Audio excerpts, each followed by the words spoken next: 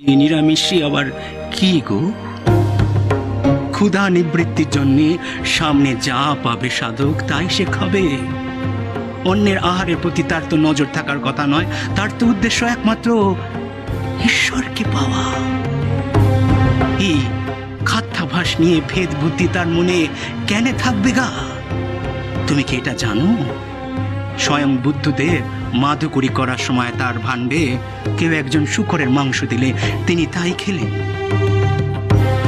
তার ঈশ্বর লাভ হয়নি, হয়েছে গেরুয়া পড়লে সাধক সন্ন্যাসী হওয়া যায়নি গলিলে চরণ। যেদিন তুমি পৃথিবীর সব রঙে এক দেখবে, যেদিন ওই রেশম মখমলের কাপড় আর কস্তাপের কাপড়কে তোমার এক বোধ হবে, সেদিন তুমি অঙ্গে যত